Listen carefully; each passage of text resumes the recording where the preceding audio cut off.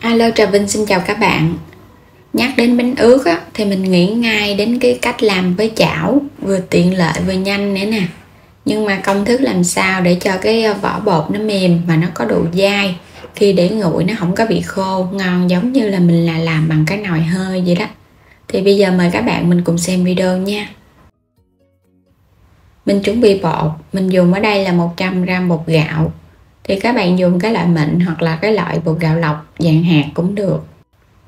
Mình có tiếp là 50g bột khoai tây nha. Bột khoai tây sẽ giúp cho cái vỏ bột nó mềm mềm dai dai. 50g bột năng thì giúp cho cái bột của mình nó dai ngon. Mình dùng thêm chút xíu muối nó đậm đà. 500ml nước với 200g bột.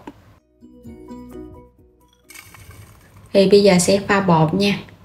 Nếu mà các bạn lường bằng chén á, thì mỗi một chén bột là 150g á. Mình sẽ cho hết vô, rồi cho nửa lít nước vô luôn. Công thức này thì mình thấy á, cái bánh của mình nó mềm ngon, giống như là mình làm bằng cái nồi hơi tráng khuôn vậy á. Khuấy bột cho nó mịn xong thì bây giờ mình để yên nửa tiếng cho bột nó nở. Mình dùng tiếp là nửa chén thịt nạc nha, thịt nạc vai heo xay ra, một chút xíu cà rốt nè, khoảng nửa củ á, nửa cái củ sắn luôn, hay là còn gọi là củ đậu. Bên đây thì mình có nấm mèo ngâm nước cho nó nở ra khoảng 2 tay nhỏ nhỏ, hành lá và rau cần tây, hành tím và tỏi. Thì chút nữa mình sẽ xào nhân và phi thơm. Mình sẽ bào sợi củ sắn, bào cho nó nhỏ nhỏ ra. Thì chút nữa mình xào nhân cho nó đều á. Cà rốt cũng vậy luôn nha, bào sợi cho nó nhanh. Còn nếu mà các bạn không thích bào sợi á, thì mình sắc hạt lựu cũng ngon nữa, làm cách nào cũng được. Nấm mèo á, thì vắt nước cho nó khô, mình rửa sạch hết cái nhớt á, rồi cái mình sắc nhỏ nhỏ, băm ra cho nó nhỏ giống như hạt lựu. Rau cần tây và hành lá, mình có cho thêm rau cần tây cho nó thơm. Còn các bạn không thích thì dùng hành lá không cũng được nữa, không sao. Hành tím sẽ sắc nhỏ nhỏ ra. Các bạn có thể sắc lát mình phi thơm, hoặc là mình băm nhỏ nhỏ rồi mình phi thơm chung với tỏi luôn. Bây giờ sẽ cho hành và tỏi vô phi thơm trước ha, rồi cái mình để qua bên, mình hãy làm tới phần nhân. Phi chút xíu bắt đầu nó vàng thơm vậy là được rồi, mình sẽ đổ ra liền ha. Cho cái phần dầu á nó xuống dưới. Xào nhân luôn, cũng cho phần hành tỏi vô cùng với 2 muỗng canh dầu ăn. Xào thịt trước, mình xào lửa lớn á, cho thịt nó săn thơm lên. Khi thịt nó săn lên vậy thì cho củ vô, nấm mèo, xóc đều lên nha. Để lửa trung bình thôi, để cho phần cà rốt và củ sắn nó chín, nó không có bị ra nước á. Rồi mình nêm 1 muỗng cà phê hạt nêm, 1 muỗng canh đường, 1 muỗng canh dầu hào. Trộn đều gia vị cho nó thấm vô trong nhân. Phần nhân này mình nêm vậy nó cũng vừa ăn á. Cho nó chín thì mình cho hành và rau cần vô, cho thêm chút xíu tiêu xay nữa, rồi mình xóc đều lên. Tắt bếp luôn ha. Vậy là được rồi, phần nhân của mình nó đã chín. Rồi bây giờ để đây.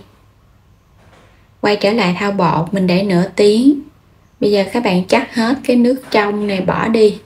Cái nước này á, mình bỏ vậy thì bột nó dai ngon nè, mà nó không có bị hôi nữa.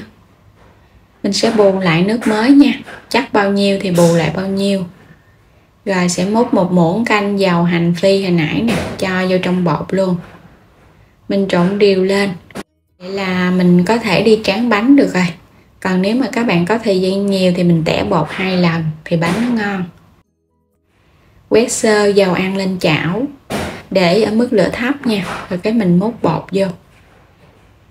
Nghiêng đều cái chảo để cho nó bám đều một lớp bột mỏng. Rồi vậy là được rồi nè. Các bạn sẽ đậy nắp liền cho nó có hơi, nó sẽ chín bánh. Mình đậy khoảng chừng 30 giây à. Bánh nó trong rồi nè, thấy không, là nó chín rồi đó. Cái lớp bột của mình nó không có bị bám trắng ở bên trên á. Mình dùng cái miếng màng bọc á, các bạn úp ngược nó ra như vậy, nó dễ, nó không có dính. Cũng tương tự mình tráng tiếp cái bánh tiếp theo. Các bạn tráng qua là đậy nắp liền nha. Thời gian mà chờ cái bánh kia chín á, thì mình đi cuốn nhân. Cho nhân vào giữa. Cái cách gói bánh ướt truyền thống á, là mình sẽ túm cho nó thành hình vuông, khác với bánh cuốn. Quay trở lại thì cái bánh này nó cũng chín. Làm lần lượt cho đến hết phần bánh. Thì các bạn cứ cho bột vô, cái mình cuốn lại thì cái bánh kia nó sẽ chín nè. Làm nhanh tay. Bánh này nhanh chín lắm các bạn. Làm xong rồi thì mình xếp qua một bên. Những cái bánh ướt vừa ngon vừa dễ nè. Mình thấy cái công thức này á, thì lớp bột nó mềm dai chứ nó không có quá dai nhiều, mà nó trong nữa. Ăn cùng với giá trụng. Rau thơm mình xắt nhỏ ra. Dưa leo nè.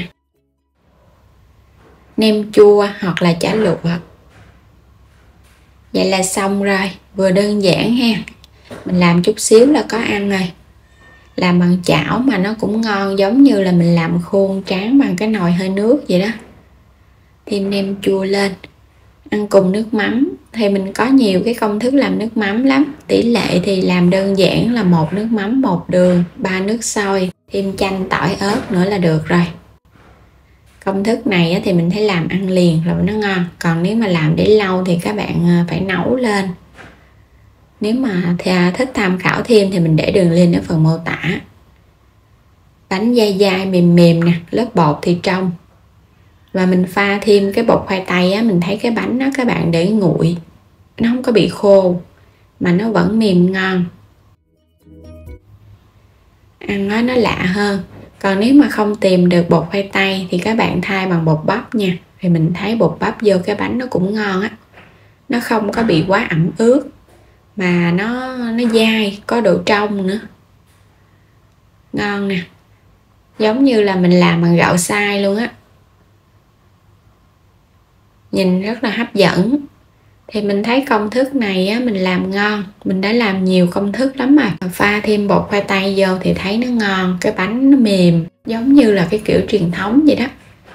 Thì mời các bạn mình cùng vào bếp để thực hiện cho cả gia đình cùng thưởng thức nha. Đừng quên đăng ký kênh, ủng hộ Alo Trà Vinh nữa. Xin chào và hẹn gặp lại các bạn ở video tiếp theo.